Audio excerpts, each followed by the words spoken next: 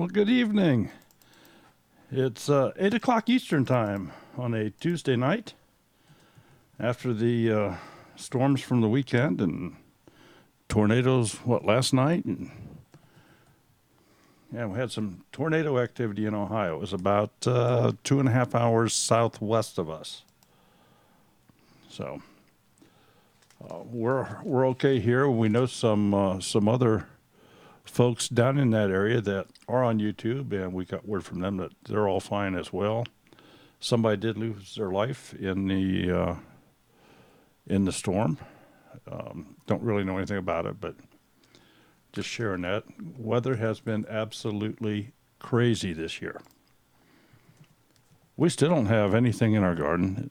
It's too wet to do anything, except, maybe we should.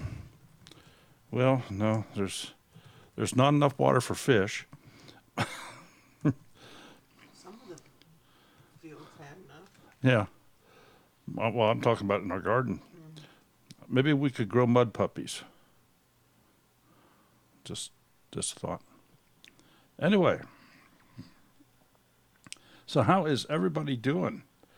I know I'm not going to catch everybody in the chat, but let's just look here and see. Homestead Paradise.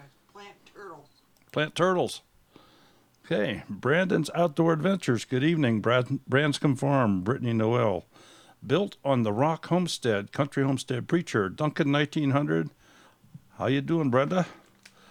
Eyes to See Ministries. Farming Our Backyard. Freedom Using Farm and Arbor Homestead. Geeky Gardens. God's Third Acre. Granny's Florida Garden, Harvesting the Bounty, Homestead Paradise, McClendon Homestead, Pete's Little Homestead, Prepsteading with Nana Brenda, okay, Raven's Nature Family Farm, Rebecca Brumley, Sakima's Ridge, The Prepared Christian. So good evening to all of you. If I missed anybody, I'm sorry. I didn't come up on my list here. Quite a few just come in.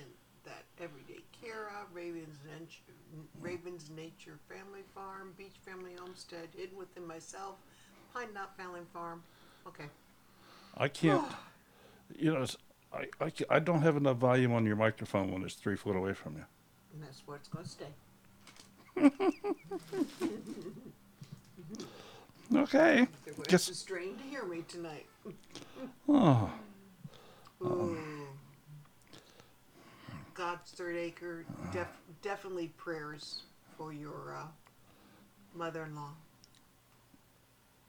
Just go after Phoenix. Yeah. Brenda, you can't hear her because she has her microphone shoved 3 foot away from her. So I don't know what the story is here. She's just going to talk with her fingers tonight, I guess. So, anyway. So, how is everybody? Everybody safe, I hope. For those of you that have been able to get your gardens and stuff planted, I hope everything's growing good. And, well, if you want some more gardening to do, you can stop by our place because we are so far behind, it's ridiculous.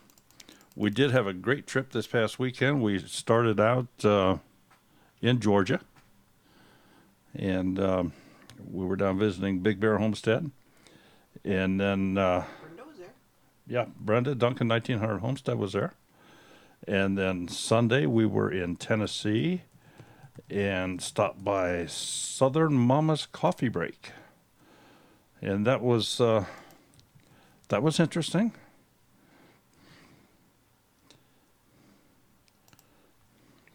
I use a mic in the off position. I can relate to that. I have done videos that way where I've forgotten to turn the mic on. So, we had a great night last night on our live stream with the Citystead. He was working in his greenhouse doing the live stream, and it was raining and it sounded like popcorn. So that was different. Kira, Daryl, can excessive wind cause cell signal to lead to buffering? The wind itself cannot, but if it's blowing debris around in the air where the debris is interfering with the signal, that's a possibility. Just like a heavy rain can do it because it's a physical interference, but the wind itself is not. It's not blowing the signal. Geeky Gardens comment. Good. I'm glad you enjoyed it.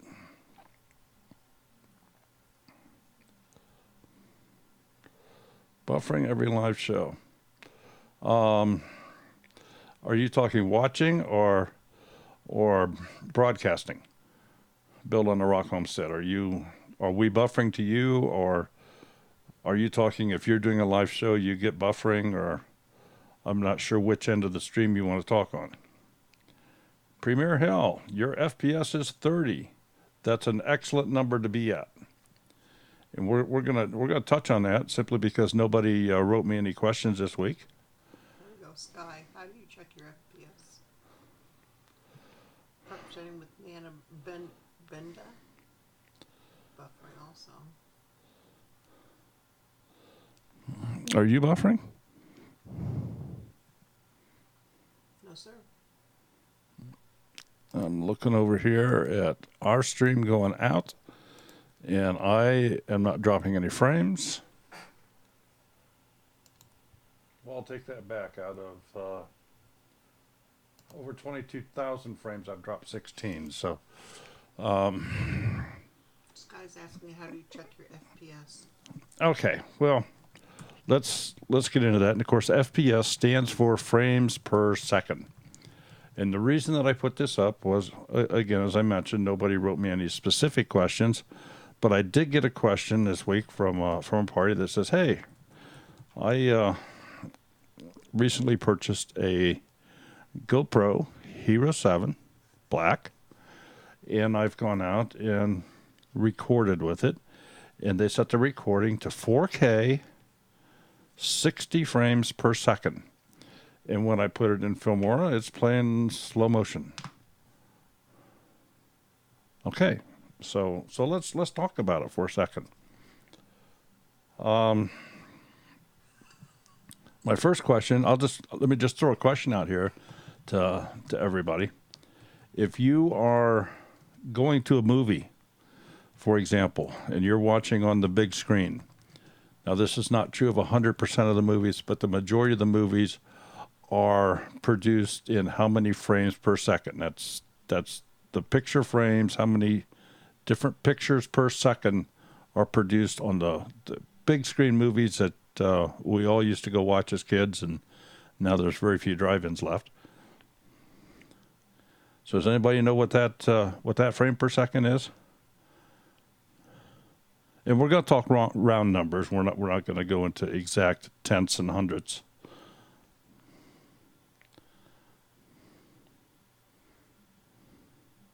Premier Hill says 30. That is incorrect. Most all big screen pictures are produced at 24 frames per second. Or it could be 24.9 or 24.87. But for roundabout speaking, we'll just say 24 frames per second is what the majority of all films are produced at. 29.9 is not it. It's at 24. Most cameras will record at either 29.9, 30 frames per second. Some have the ability to do 50 frames per second. Some have the ability to do much faster. It used to be anything over 30 frames per second was considered to be high speed. Not so much for 60 anymore. They're not really calling that high speed, although technically it is. But the whole point of the discussion here tonight is if you are making videos for YouTube, and I'm not talking about making educational videos that you are going to produce on a on a CD or on a Blu-ray or some other file format that's going to be shown in a structured environment. But if you are producing something for YouTube, unless you have an absolute specific reason, there is no reason to ever use 4K. There is no reason to ever use anything more than 30 frames per second.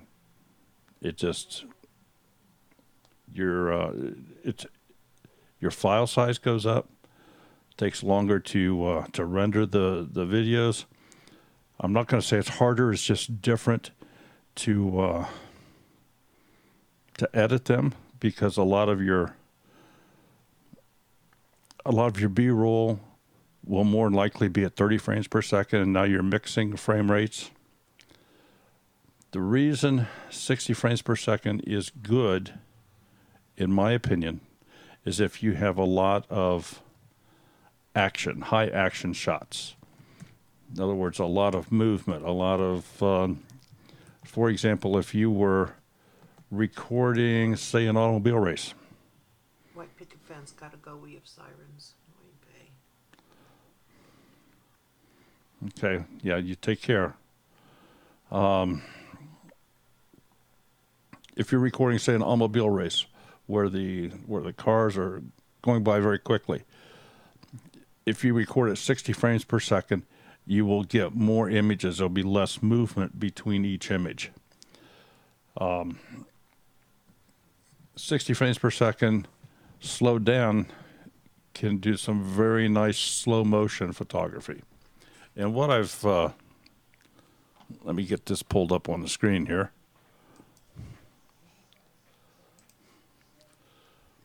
I just did a Google search, and I'm hoping this is going to be big enough for you to see. And those of you that are on a phone, I'm sure that you won't be able to, but I have it about as full screen as I can get it.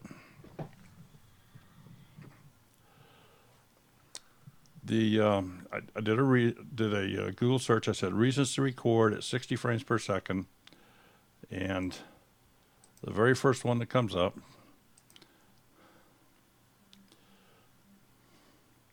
says 5 reasons for 60 frames per second, and it states it's easy to state that the higher number is better. It's also easy to get sucked into, although interesting, theories, and at other times non-researched half-truths when debating film projection, technology, and frame rate. But there are very simple and reasonable arguments for not only high frame rate movies, but the establishment of 60 frames per second as a standard. And here they are. 60 frames per second videos are both smooth and sharp. And this author makes the statement here: the only reason you don't run out of movie theaters with heavy eye strain is the fact that filmmakers use motion blur to make the pictures look smoother than they actually are. Motion blur happens when I record your moving hand, and instead of recording a single moment in time, which would produce a sharp image of your hand, I capture a little more so that the final recorded picture includes a part of the blurred movement.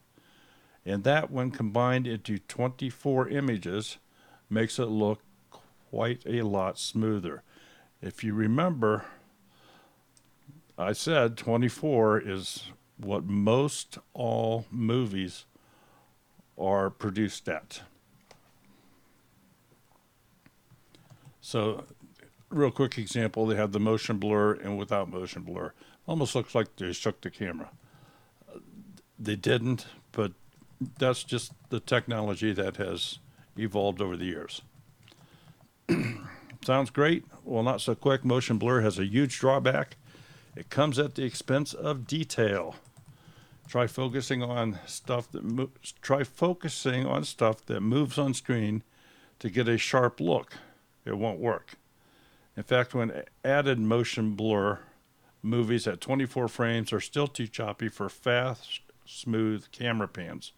It only works for slow pans, and that's why there's a 7-second rule for filmmakers. If you can read the next little thing, you can read it. It's just a crappy knot. So he goes on to state 60 frames per second is the only format that syncs with all your screens. Every device that you own has a screen with the exception of TVs that has a fixed refresh rate of 60 hertz. With the exception of some gaming monitors, which you can find at 120 hertz, 144 hertz, or other faster refresh rates.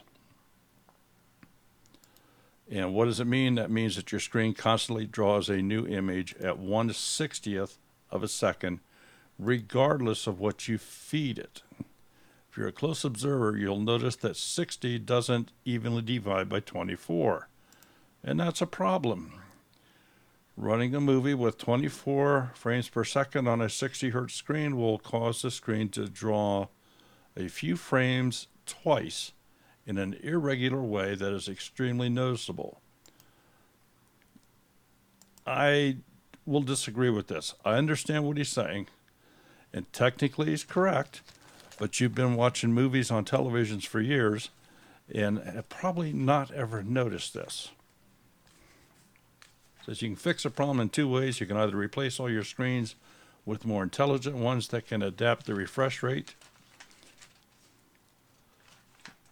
and like TVs do, good luck with that. Except for some gaming monitors, you're out of luck. If you urge people to produce content made for every screen their content is consumed on, as it turns out, the only two formats that qualify are 30 frames per second and 60 frames per second. Not 29.97 or 59.94. Those are the remnants of NTSC. 30 frames per second isn't much smoother than 24, so make it 60. So this is this person's take on this. They're saying 60 frames per second greatly reduces the motion blur. They say 4K looks better at 60 frames per second. Makes you part of the scene. Well, it can be. It could be. I agree. 60 frames per second will give cleaner, sharper detail. Now, the downside to that is if you have 60 frames every second, 60 pictures every second, that creates much, much larger files that you have to contend with. Now, fortunately, memory cards and so forth in the cameras are cheap enough that you can get pretty sizable cards at not that much money, and you probably don't have an issue with file size. But you do have a file size issue when you go to load those into a laptop or a desktop, and all of a sudden you've produced 100, 200 videos, and you want to save all of this stuff so that when YouTube decides it's going to crash and lose all your videos, that way you have a copy, you can re-upload them, or you can take them to some other source that you want to play them. So anyway, the file sizes are twice as big. My question to you is it really necessary? Just over half of our viewers that we have, and we're not a huge channel. We're not a beginning channel, but we're certainly not a huge channel. And over 50% of our viewers watch our stuff, including our live streams like tonight. They watch it on, if you look down that little corner here, I'll hold this up, on one of these little devices here, and it's called a phone. So they do more than make calls. That's what. Yeah, they take pictures. Absolutely. But sure, maybe if you have perfect vision and these little screens, I mean, you can barely detect. Let me phrase this in a different manner. Until just a few short years ago, the standard HD television set was 720p. And then they claimed, well, we're going to go with the high definition, which is 1080p. you notice the TV screen size didn't change, but the amount of data shown on the screen changed. So it's the amount of pixels. Well, it's the same thing with your phone. Your phone you can't get a full 1080 viewing experience on a phone. You just can't do it. If you check and look, and it's very easy to do this, if you go down into the lower right-hand corner, matter of fact, let me see if I can do this here. I'm going to click on Stiver's video here just to show you. If you go down to the little gear icon here, not just about the mechanical capability, it's get also about integrating with your phone. Wait. What y'all did? Okay. And when you click on that little gear, you'll find one of your settings here is for quality. Usually this is set at auto and nobody has to do anything about it. But if you notice in this particular case, 720 is the best there is. 720p, then a 480p and a 360p and a 240p and a 144p. Now, is there a difference in quality on all those? Well, yes and no. There is, based upon the size of the image. So if I change this to 144, and again, I don't expect you to necessarily be able to tell, you're going to find this to look a little bit fuzzy. Your garden? It's not as clear. What's going in your garden? This size of a picture. It's fuzzy. If I go back, and I'm going to the extremes, I'll go back to the 720, and now if I play it, you can see it's much clearer. You don't know, you just gonna do it. No, I did not. Not even looking at the questions. Let me see.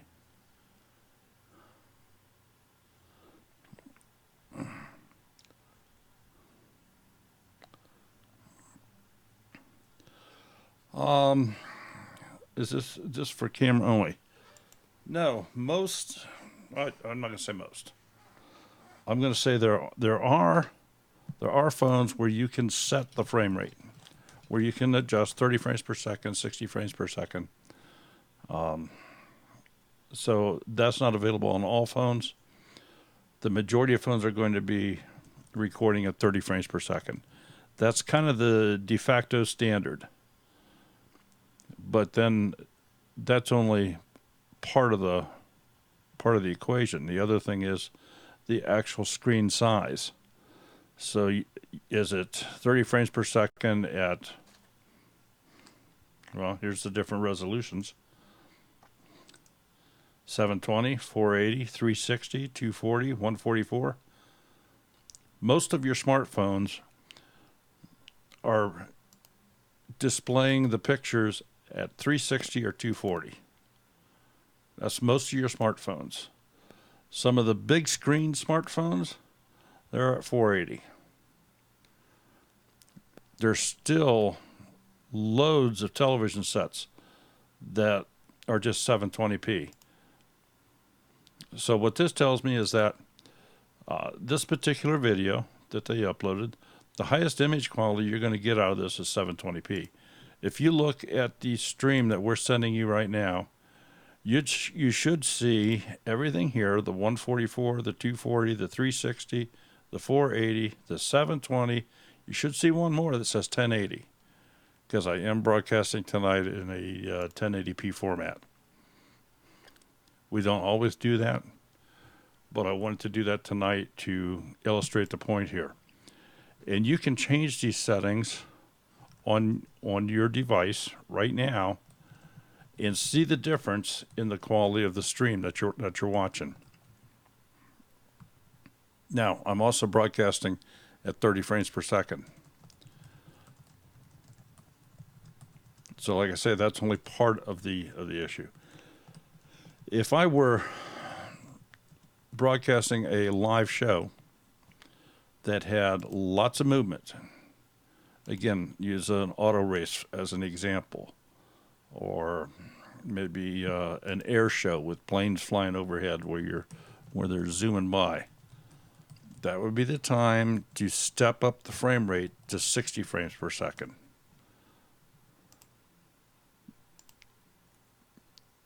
But again, I would probably do better on doing a live stream at 60 frames per second with a maximum of at most 720, probably 480, which results in a smaller picture, but it would be clear. Bill is adding.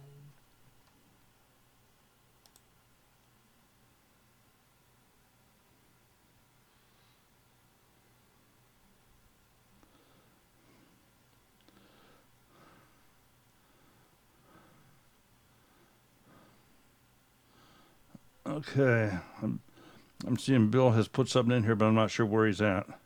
720 to 2.7K, 24 to 60 frames per second. Or maybe he's saying what he records in. The whole point of it is if you don't have a reason to record your content in 4K, don't do it. If you don't have a reason to record your content if you don't have a reason to record your content at 60 frames per second, don't do it. And Bill makes another wonderful informative piece here. If you are using a limited data, in other words, if all you have is your phone, and let's just say that your plan gives you, just to pick a number, 15 gigabit per month. Well, the lower the resolution, the lower the frame rate, the less data you're going to use, which means the more data you can produce. I mean, it's kind of interesting.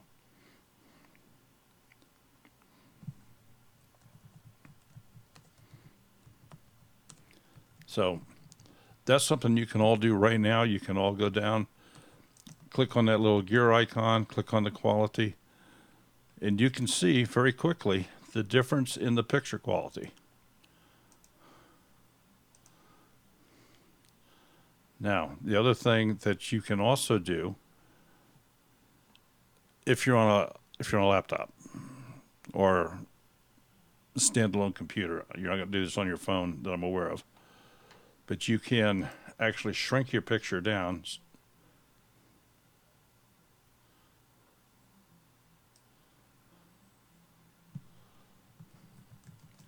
So if you shrink it down like what I've done here, even though I have it now set clear down at 240, it's gotten much clearer. And again, this is what I was trying to illustrate before. Because it's a smaller picture, it doesn't need as many pixels.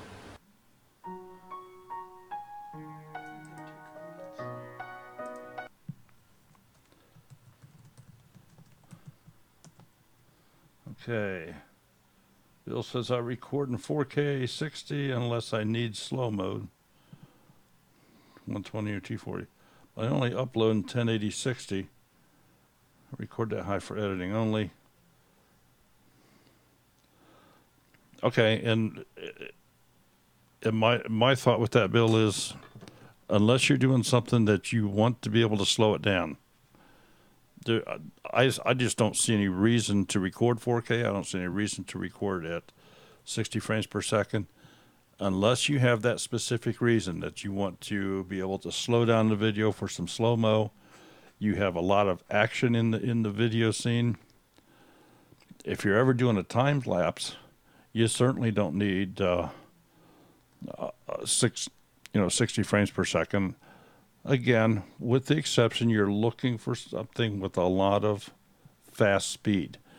They make super high frame rate cameras that can record bullets coming out of guns, or super slow motion of getting say a bullet hitting something, or a stone splashing into water. You can see the water, how it reacts and deforms and produces its wave. And so there's a lot of interesting things you can do with that, but it's taken from a lot of frames per second and then slowed down into slow motion, which makes it so your eye can determine it better. It's said that people can actually see as fast as 1,000 frames per second, but I'm going to say it would take somebody with better eyes than mine, without question, once they get over, say, 120 to 140, they're not going to be able to ascertain any change at all, unless it was absolutely just side by side, seeing a mirror thing where they could just go back and forth between the two.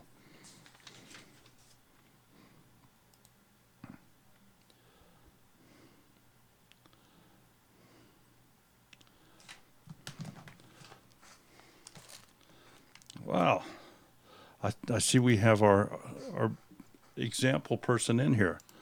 Afternoon, Stivers. I'm using your latest video here as just an example for people to experiment with, and to see how the different settings and how YouTube takes.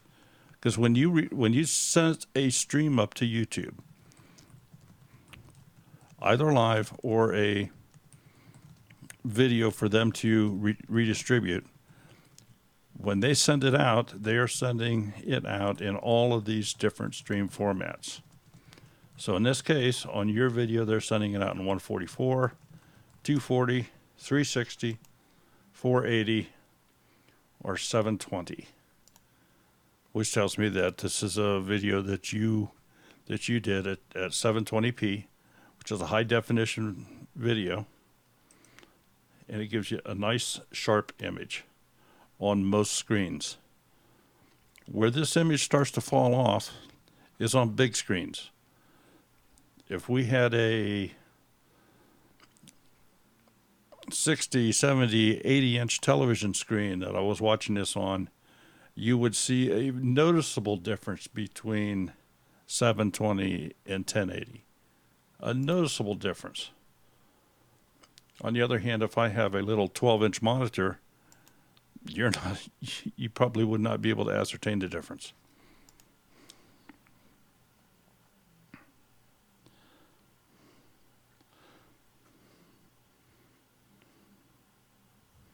So, and perhaps standing with Nana Brenda, the only reason that this even came up is I did get a question earlier this week that somebody recorded something in 4K, 60 frames per second, and when they loaded it into Filmora, it played slow motion because it was playing back at 30 frames per second. It was 60 frames per second. It was shot at 60 frames per second, so therefore what they were watching was actually in a slow motion. Now, granted, it's going to make it much sharper to do it that way, without question. And that's what it's for, in my opinion. I'm just saying it's not necessary to do that. You're creating more work for yourself. And we're just trying to make you maybe perhaps a little bit more informed.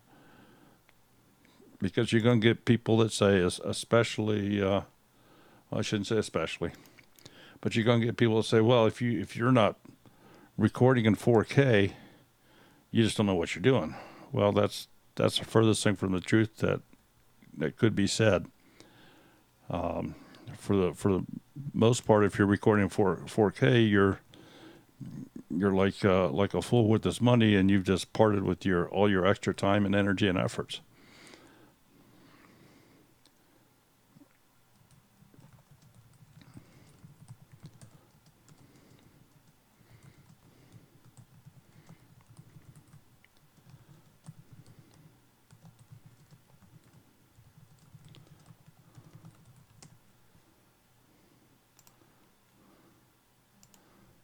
Okay, and I'm just kind of looking through the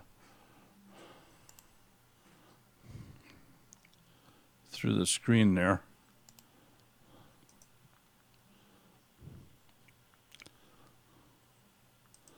And let's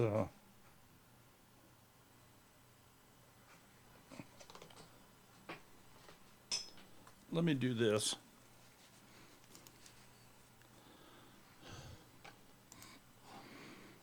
Because I can. Okay. I put the phone number up on the screen here. If you have a question you'd like to ask, or you've had some experience with something that you'd like to discuss or share with some other folks, feel free to call in that number. I don't charge you anything. It's your nickel. But we will put it up and take your call.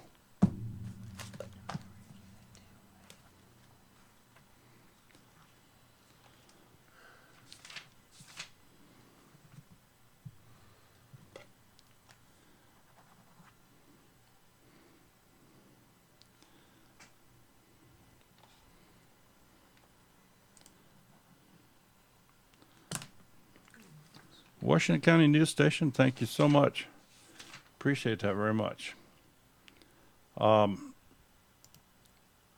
You can go in and search Google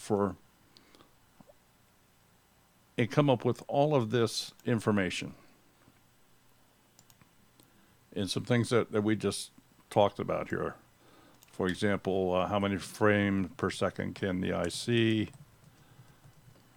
They claim 1,000. It says the human eye can detect up to 1,000 frames per second. The average human is not going to do that.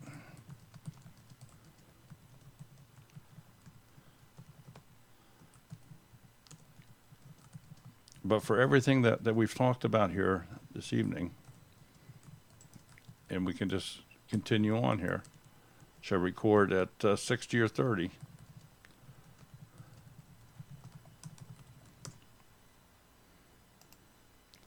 If there's no justification for you to use 60 frames per second, do not use it. It will only degrade your footage. If your end output is to slow down video, then you may use it. So in other words, if you want to produce a slow motion shot, then do it. Otherwise, it's not worth it.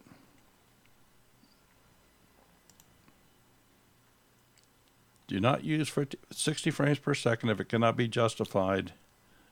Is that, as a newbie, I suspect the limitations of your equipment might mean you are not going to be able to shoot full HD strong at 60 frames per second. You may be scaling up to a 60 frame per second footage at 640 by 360 res or something, which is not as good.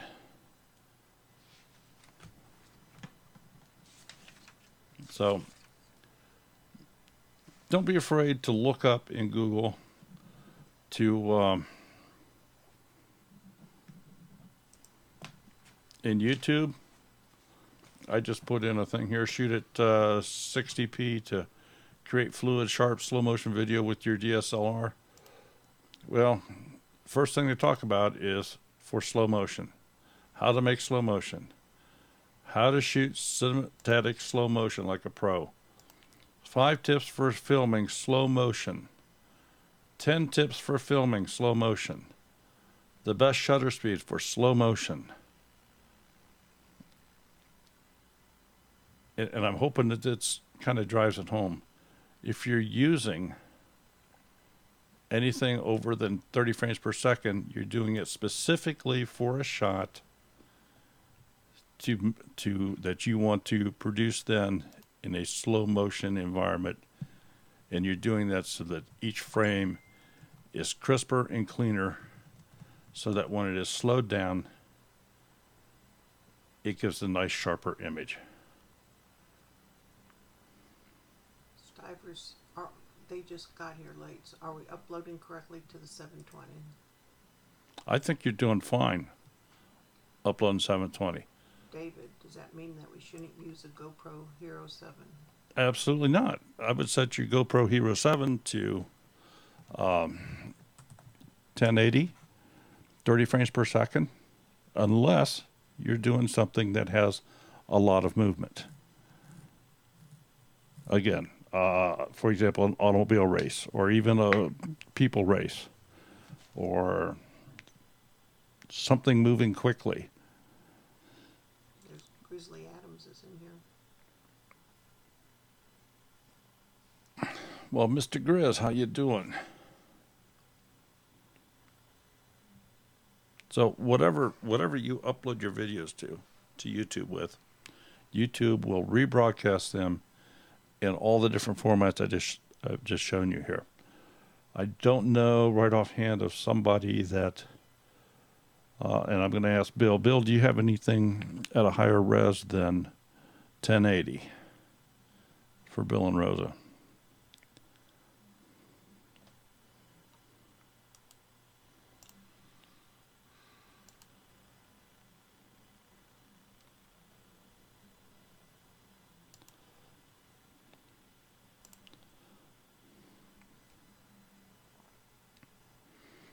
Yeah, Tinker's Wife. There's a lot of folks out there that are very good at this. What I try to do is share the knowledge that we have, and try to put it in such a way that it's easy for folks to understand what it is that we're talking about.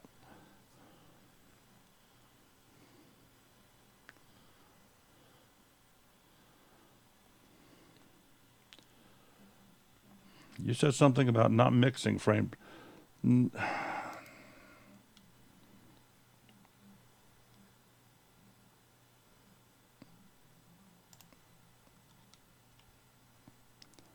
saying for your, now you can mix and match as much as you want. You can do that. However, depending upon your equipment, you may be degrading the size of your product to increase your shutter speed to the 60 or 120 FPS or 180 or 250 or 500 or 1,000, whatever your equipment can run it at. It may be narrowing the width and height of your finished product. Now, where this comes into effect is when you mix this with your standard stuff. Well, now you have a broad mix of different formats that you need to put together into a single file to upload to YouTube. And that should be set at 30 frames per second. So your typical upload to YouTube, again, in my opinion, should be no more than a 1080p 30 frames per second. 720p 30 frames per second is excellent. And for well over half the people that are viewing this on a cell phone, that's a much better quality than what they could possibly watch anyway.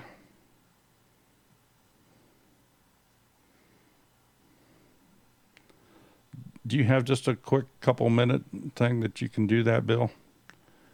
I mean, if not, it's no big deal. Again, we can just kind of show the difference here.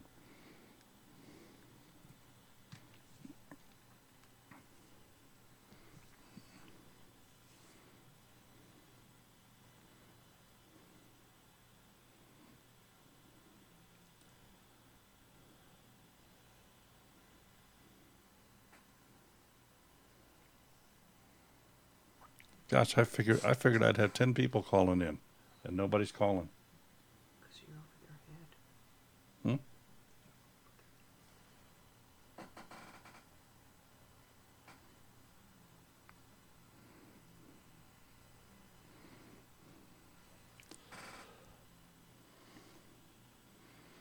Well, Bill, if all of yours are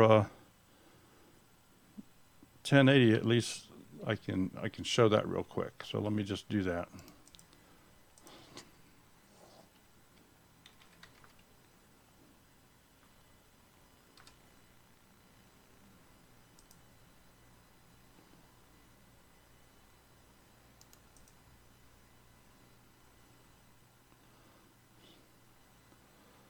So let's just bring this one up.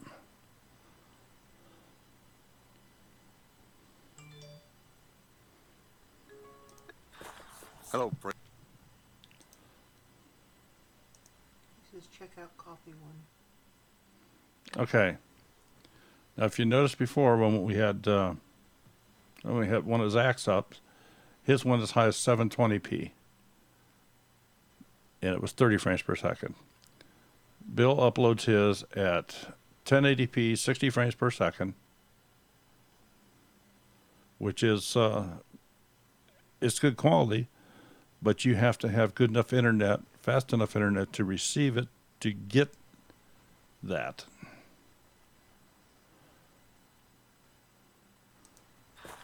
Hello, friends. I want to show you what I'm kind of forced to do because of Wendy Bob.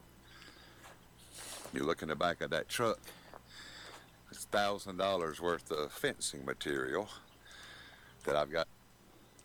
So, yeah, this is a good example.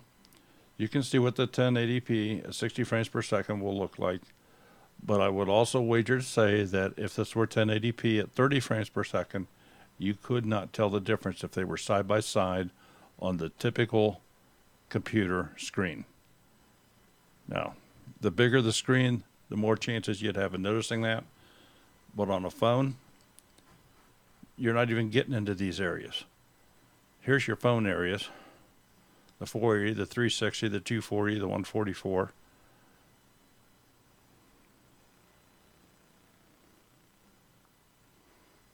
And let's just, let me see if I can do this.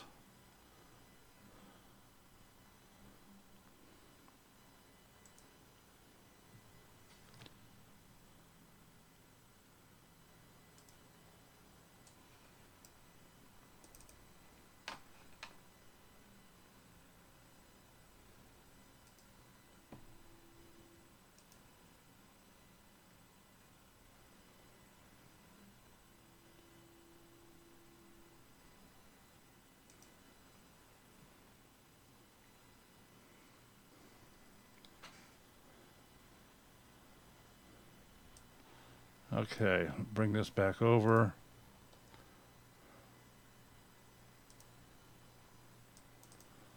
And this is the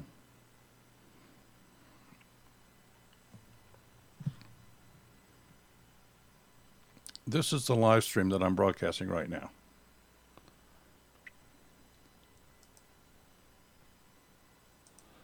And I guess it's not going to show me this here.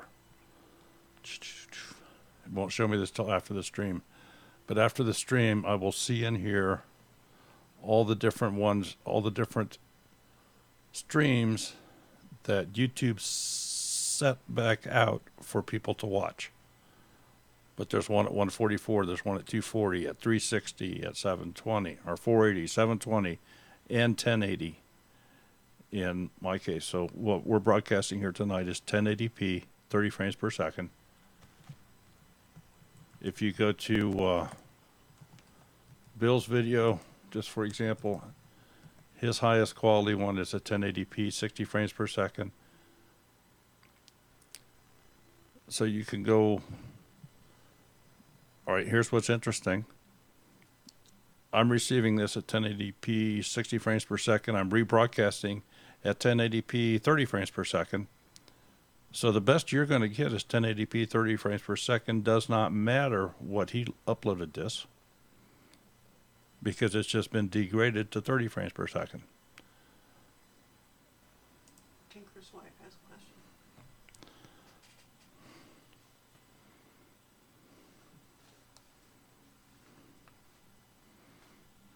question. I need to know what should I get when I replace it that won't cost my firstborn son. Well,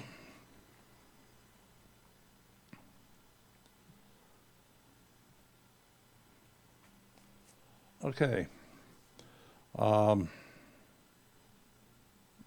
I'll make perhaps an unpopular comment here. You're going to get a lot more computer for your dollar not going with a laptop. So by going with a desktop, you can still get a lot more computer power for less money than all that technology into a little folded up package you put under your arm. And you can actually get a better experience because chances are you're going to want to get a 24 or 27-inch monitor, which you're not going to get with a laptop. You're going to get a full-size keyboard. You're going to have a decent-sized mouse off to the side. You're not going to be messing around with the little touchpads and a restricted keyboard and something you open and shut that's subject to dirt and intrusion by coffee or whatever. If you want to go on the cheap, I would go with a desktop computer. You haven't stated if you are a Windows person or a Mac person, or I'm not even going to talk Linux because that's just a whole different area. But I would say that a decent Mac, a decent Apple computer is going to be somewhere between $2,000 and $3,000.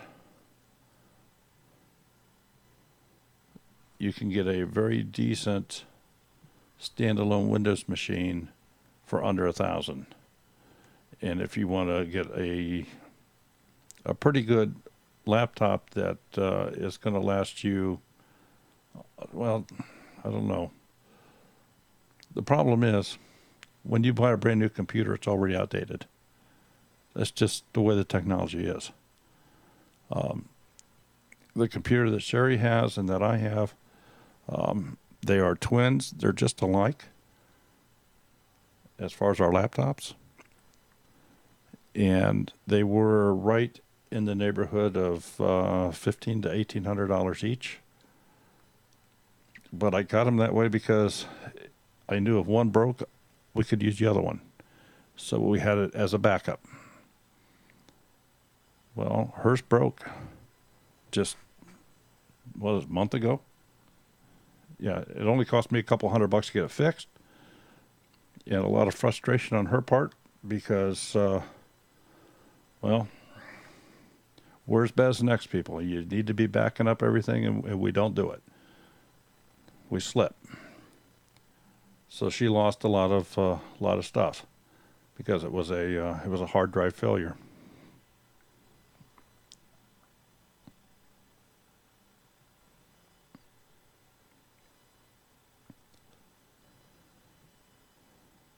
Yeah, harvesting the bounties is a life since my hard drive on the desktop crashed.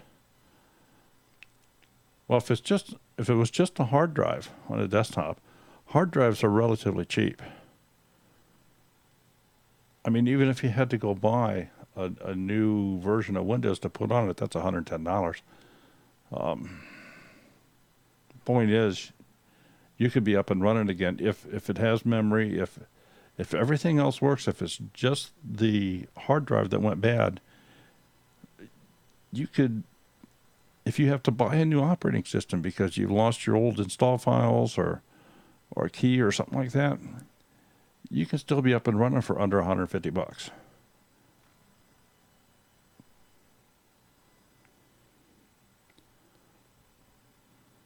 Yeah, the SSD is a solid state drive. Of course, that's what failed on Sherry's machine.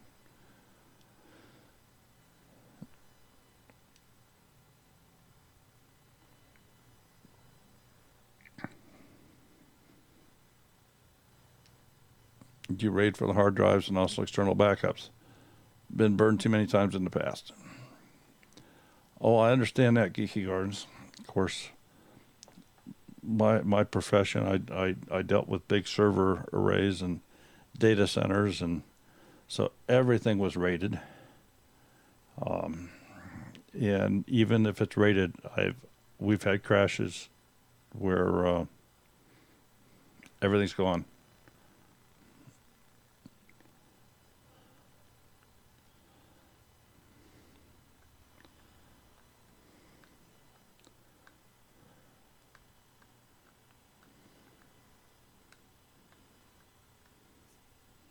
Yeah, I see. Bill does daily backups.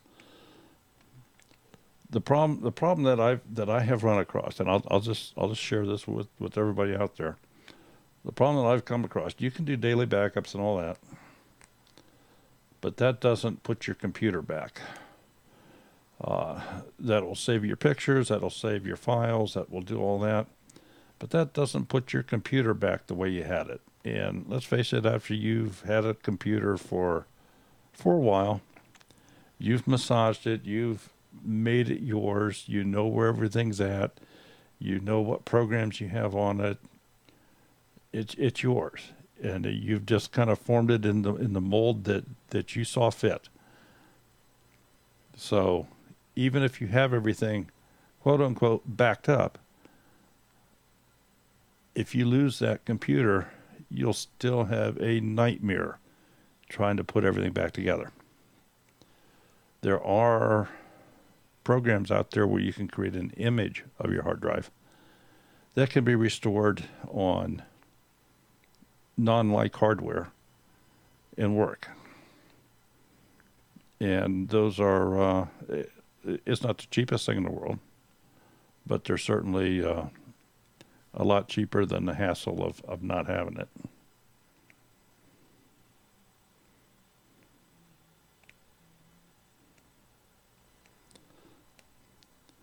Bill, it may clone the system, but what if your system's not available?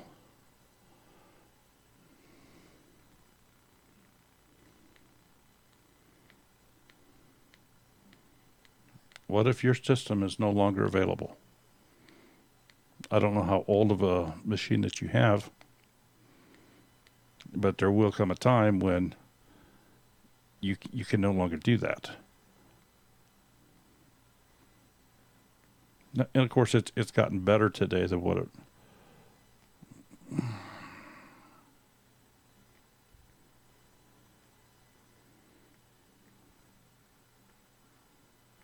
Well, I hope that works for you, Bill.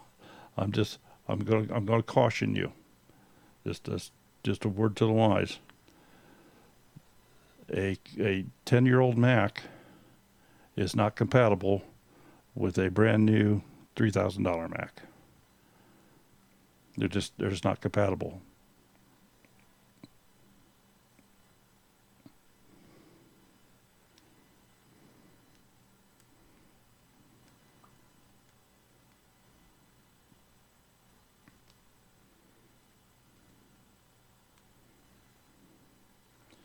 If it were an older desktop, lasted me after the house fire went in with replace the hard drive and new software to update it. Perhaps that's the case.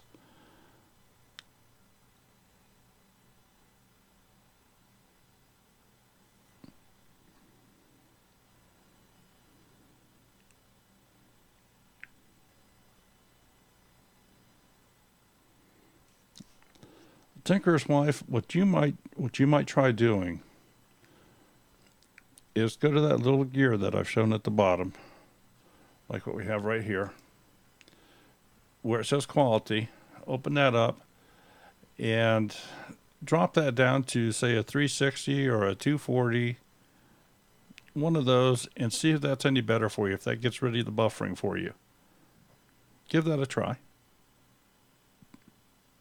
Just go to the little gear and go to quality and just drop it down to like a 360.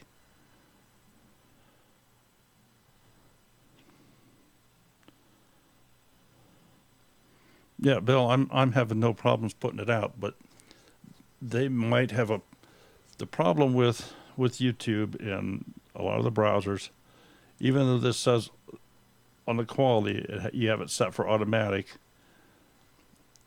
it doesn't mean that it's giving you the best result.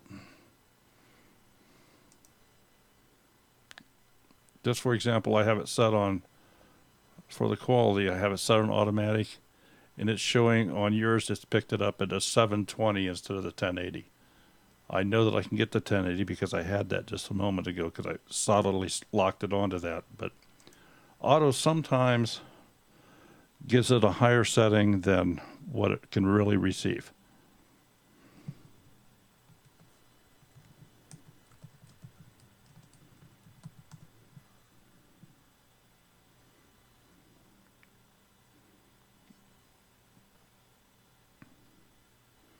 David Muleton, that is, I mean, it doesn't necessarily stop the buffering. It depends on where the buffering starts up. If it were a problem with the person doing the live stream, if they were having an issue with their internet, you would still get buffering. However, if it's all on your end, because you're not getting a high enough input, then that's a good way that you can oftentimes fix it for yourself.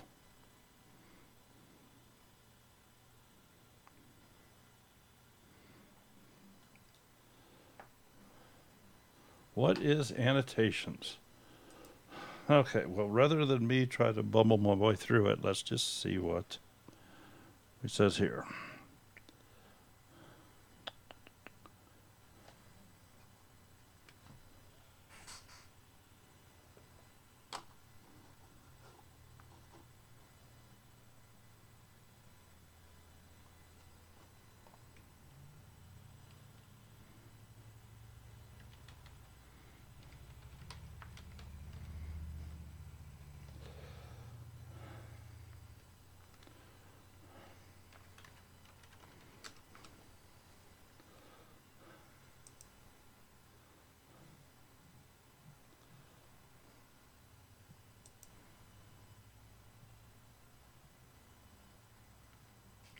Okay, the annotations and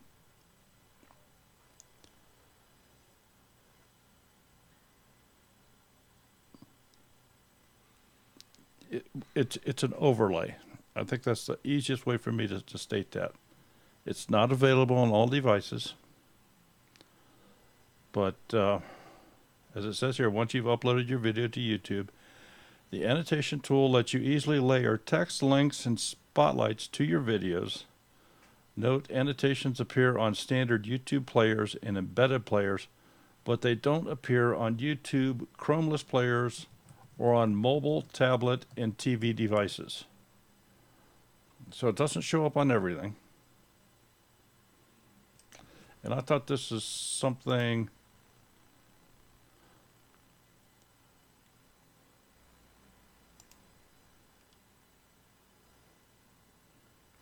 I find it very interesting because they I thought they'd done away with it. It says back in March 2017, YouTube announced it would be discontinuing the annotations editor. And it could be that you can't do it on new stuff now anymore. But you're right, it does still show up here.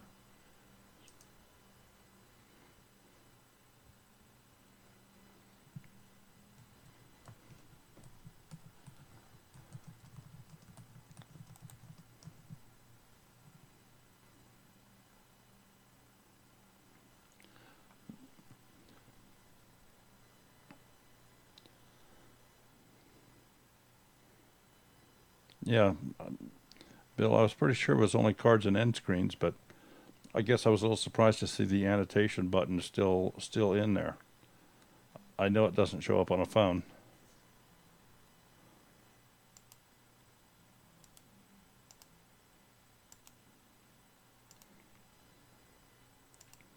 Hi, Lance, how are you doing?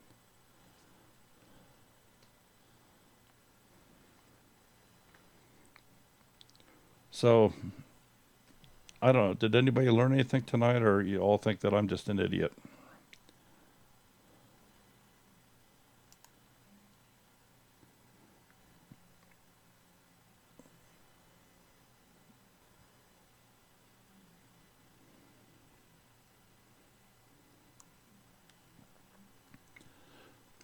Well, I have a question for all you folks.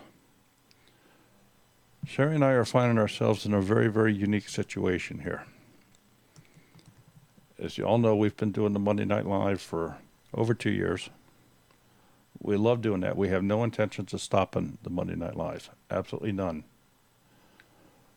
But we have a situation now where we are already have people booked up through the end of the year, or at least was into December. And that's a long way to book ahead for folks. I can remember a long time ago, we used to think, well, who are we going to get? And if we got 2 or 3 weeks ahead, it was a big deal for us. And fortunately, the Monday Night Live show, we have enjoyed it so much, and I know a lot of people have gotten some great enjoyment out of it. And it certainly, I think, has helped a number of channels just to be seen. Different people learn about them. It's a little bit different format for folks. So my question to you is, do you think that we should perhaps do a second, second show like a Monday Night Live? And if so, would you pick a night of the week? Would you pick a day of the week? In other words, maybe make it in the earlier part of the day, Eastern time, so that it's not so late for, say, those in overseas, in England and so forth. In other words, more suited to them? Or is that just all a bad idea and throw it away?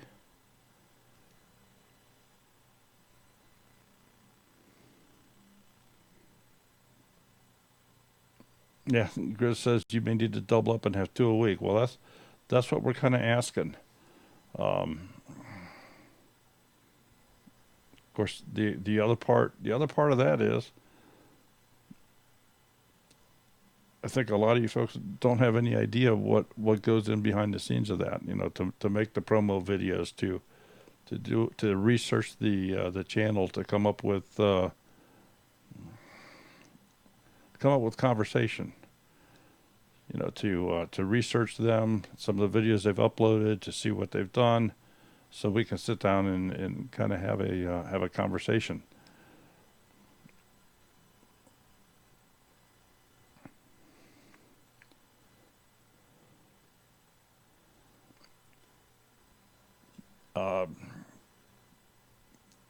Yes, at this point in time, we're still planning on doing the shout out channel thing on Thursdays. We have a lot of fun with that. We know a lot of people really seem to like that, and frankly, we get great crowds with it. We get folks in that are out of the homesteading genre, so we get some more widespread availability, more eyes seen, different channels, make other people aware, and we have a lot. So yeah, we're going to do that.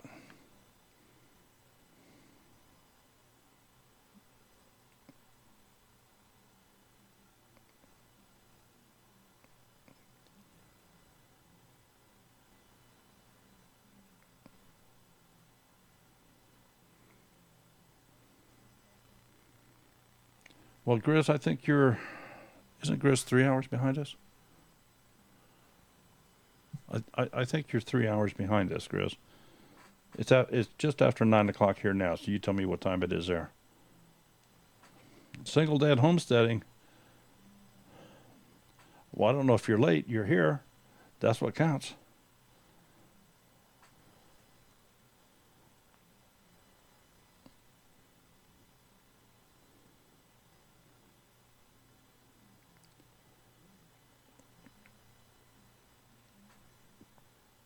Well, anyway, either leave a comment in this stream. Yeah, 6 there, so it's 3 hours difference.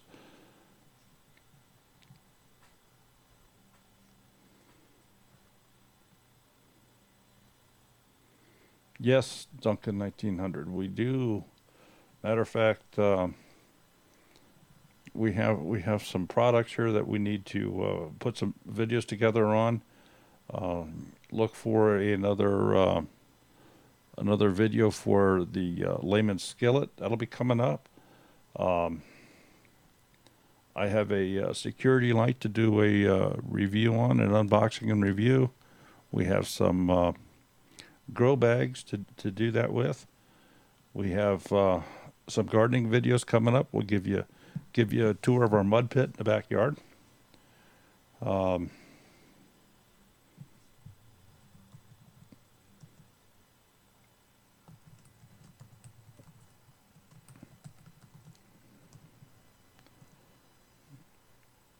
Utter Chaos Hobby Farm. Well, you must have been in Tennessee then. I think. I just stay in the background.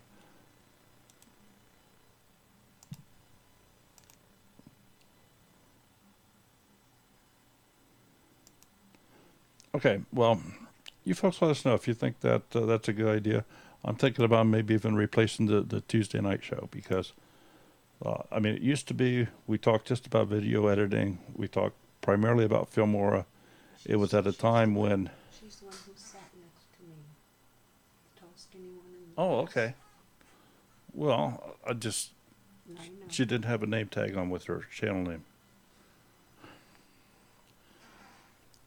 But the reason we started this Tuesday night show, we actually started this for video editing. This was when YouTube did away with their editor, and everybody wanted something to edit their videos with since YouTube took it away. And we saw Filmora at that time as a relatively, and I'm going to say the word, it was an inexpensive, very good program that produced very good results and had help behind it. That if there was a problem, at least you had somewhere to turn to. And it worked very well, but people now have gotten away from that. Their newer versions are more intense. There's been other players come into the marketplace now on the editing platform. DaVinci Resolve, just for example, is very, very impressive editor. It's free. It's free. But on the other side of that, it takes a lot of horsepower to run that program. So that one, if you don't have the horsepower, I'm afraid you'd be frustrated. So I hate to recommend it from that standpoint. I mean, I certainly understand. It's hard. It's difficult for one to say, well, let me go look at a new laptop and the prices start at $1,500. That's a lot of money.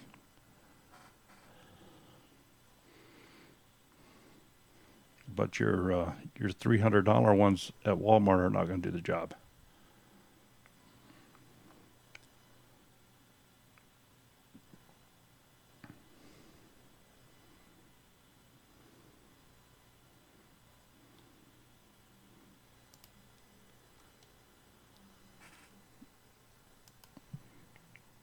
Okay, anybody got anything else? We're after 9 o'clock here, and so if not, I think we're gonna close this down. If you think that another show similar to the Monday Night Live, where we do roughly an hour and a half show where we have a guest on and ask them questions and open up the phone line, and like I've done tonight, and nobody has called.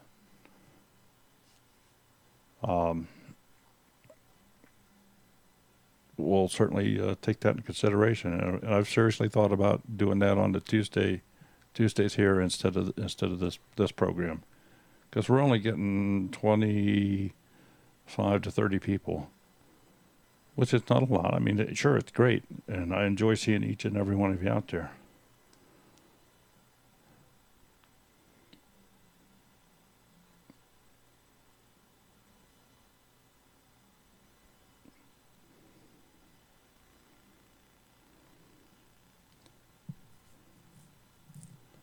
We just do not want you overworked.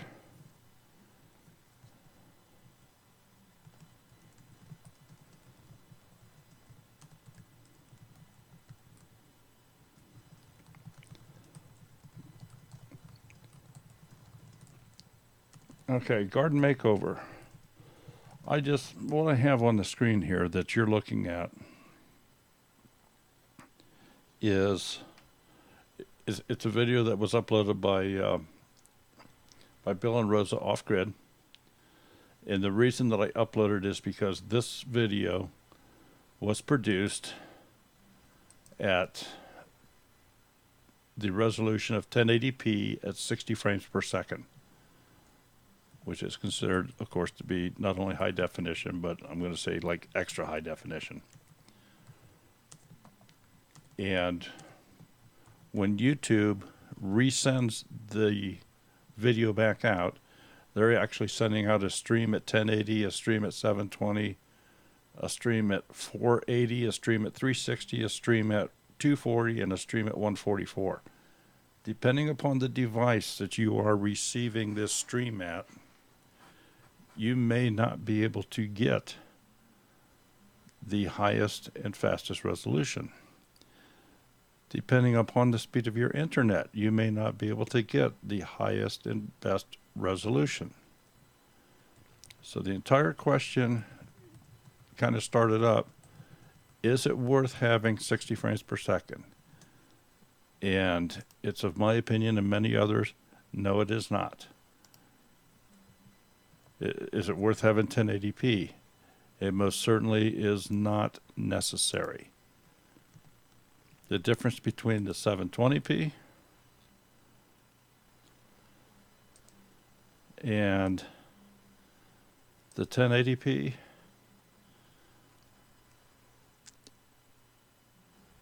I cannot ascertain the difference here. Now, if I put this on a 55-inch television monitor, full screen, I could maybe see the difference. But on a phone, you would never tell. You'd never be able to tell. On most laptops, you would never be able to tell. If you've got a desktop computer with a 27-inch screen and you're running full screen, you maybe could tell. But no, the truck itself doesn't have any significance to what we're talking about tonight. We were just using this as an example.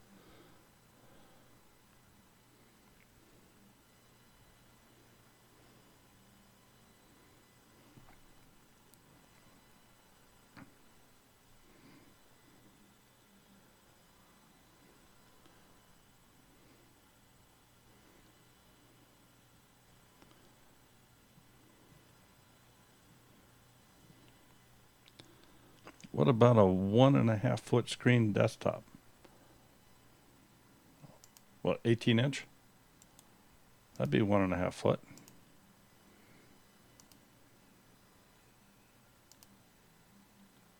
Yeah, you're not going to be able to tell. If you're on a phone right now, you probably can't tell the difference between.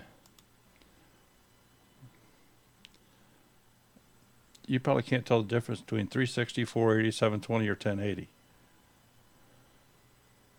Maybe even 240, depending upon how big the screen is on your phone.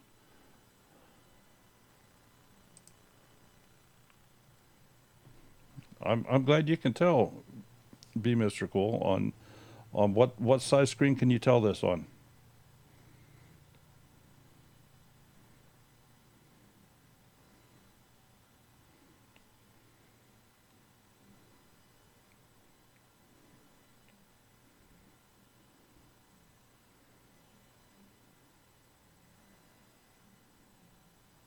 Okay, and what size screen do you have there?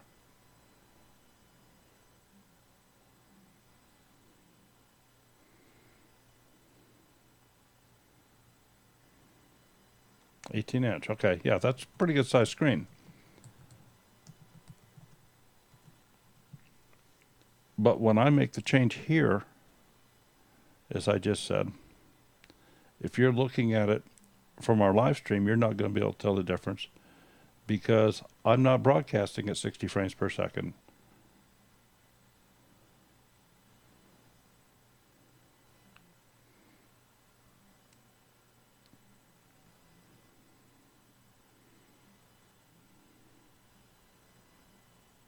Understand.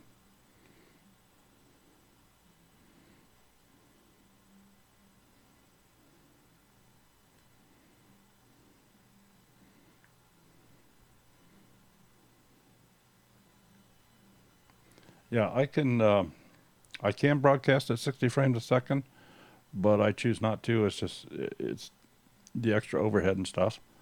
I have to, I have enough other programs open, enough other monitors open and stuff going on there. I just don't need the extra overhead.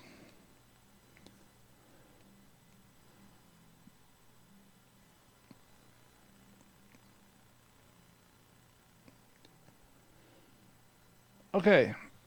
I can't think of it. Oh. That is a good choice. You can set it on auto, and it typically will pick the most optimal for you, but it doesn't always work that way. If you have it hard set at 720 and you find it buffering from time to time, you may drop it down a little bit and eliminate that. It's a possibility. I don't have any idea what the speed of your internet is, but that is a possibility.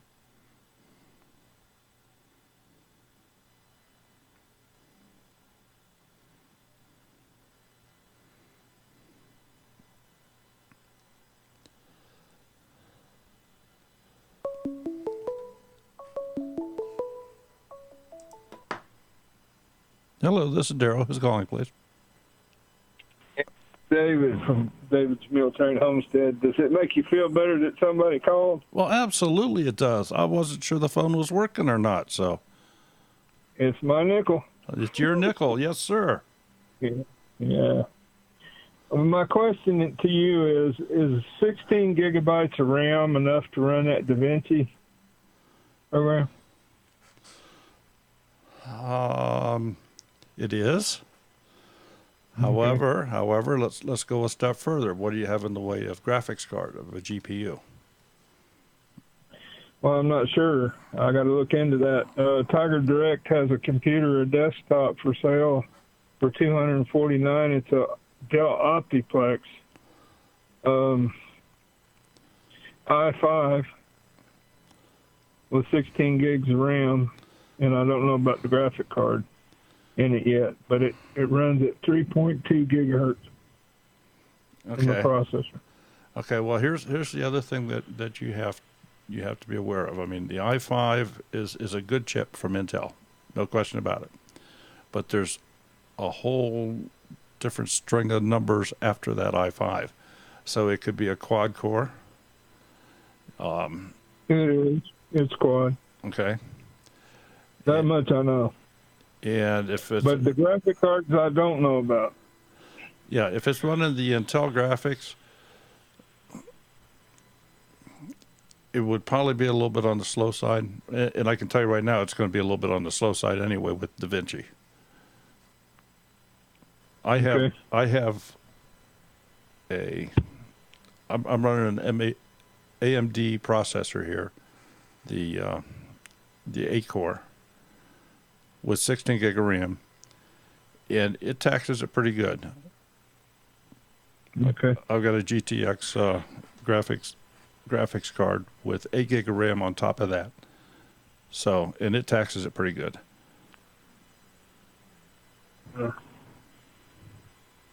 All right. Well, I've been studying on that OBS thing. Okay. I go into the program and read what they tell us and how to use it and all that stuff. Well, that's something that I can help you with. So I've learned. And if you do away with these, I'm going to be sad. Well, like I say, I mean, we love doing the Monday night shows. We love doing I know there's not enough people. You try to get 100 in here and only 26 show up. You know. Well, it would be nice. It would be nice if we had more. You know, get more folks in here and more chat and just feed off of each other and learn more and grow together. But for some reason, we've just not been able to do that with this channel. We get folks in here and they kind of pick up on a couple things and learn how to edit some videos, and then they go away and only come back, you know, every once in a great while. But Well, that's not my case. My case is I'm so green I need the help. Yeah. I don't use Filmora. I use Movie Studio with FX. okay. And the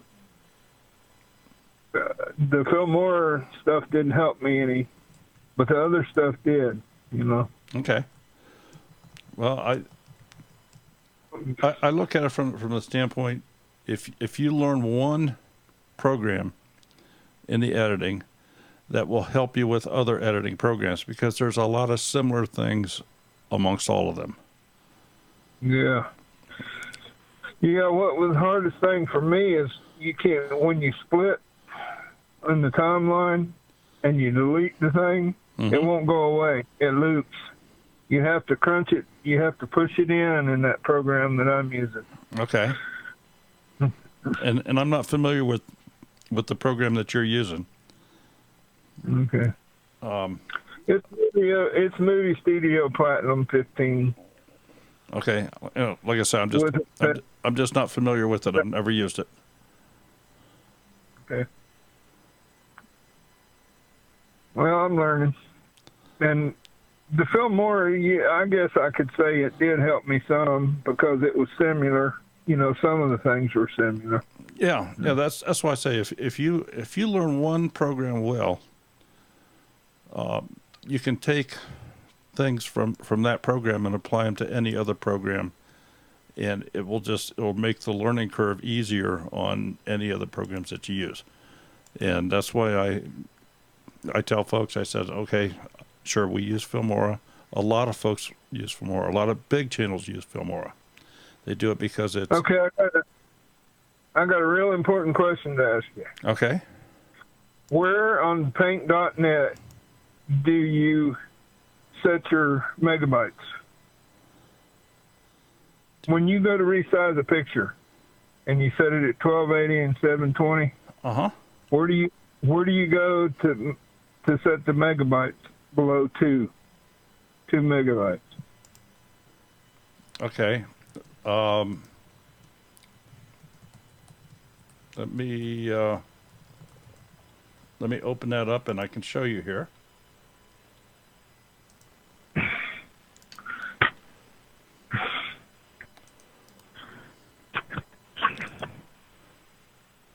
I got two computers that I use. My baby computer with only 4 gigs of RAM is the one that I could put paint on, but my big Elite machine, it's an AMD processor and all that stuff, a quad core, I can't get it to download on that one.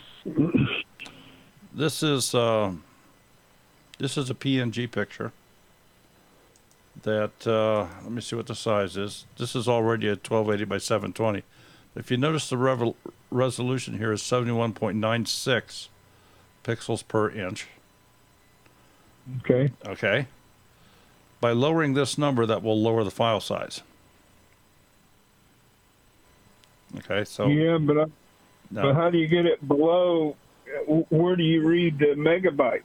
Okay. Like, say, if you're going to...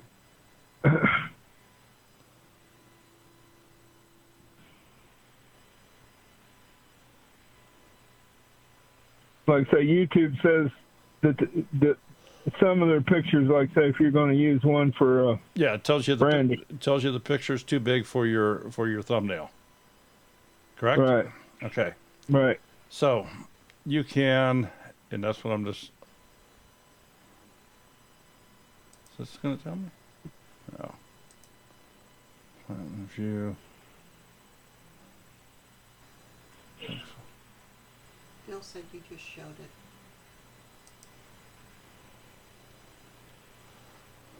What I do is I edit my pictures, and I have to email them to myself so that I can put them on the other machine.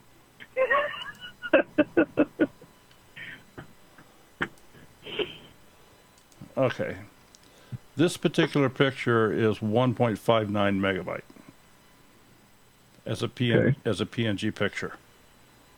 Okay, now I can take this same picture, and if I convert it, if I save it as a JPEG, it will be smaller. Okay. So I'll save it here as snapshot 21, but I'll save it as a JPEG.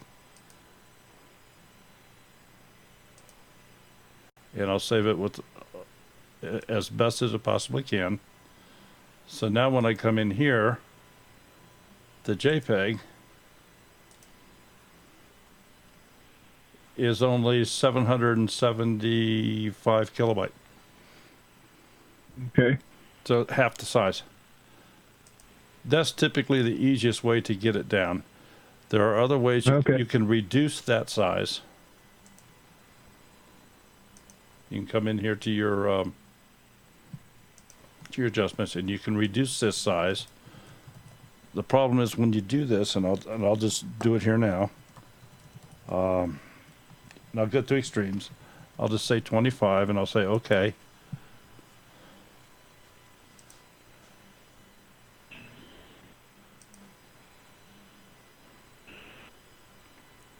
It's not telling me. Yeah. It's not telling me what the actual finished size is going to be. That's what I was afraid of. Mm-hmm. But you can continue to reduce the quality here. Okay. Shows, oh. And Bill is correct. Right up here at this top line, new size 3.5 megabyte. Okay. So if we drop that down to 10, we'll say okay.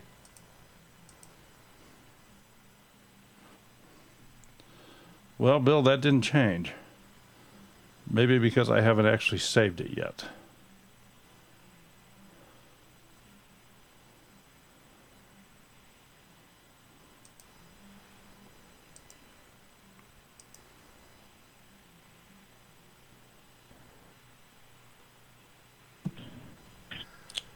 Let me just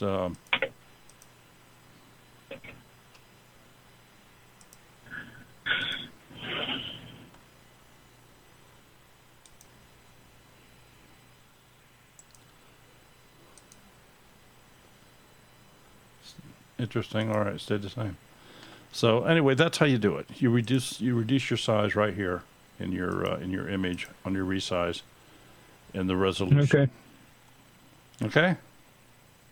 All right. All right. All right, y'all have a good evening. I'll let you go now. Let somebody else call in. Okay, well, thank you very much for calling, and thank you for stopping in and visiting with us. We appreciate you. Okay, talk to you later. Take care. Bye-bye.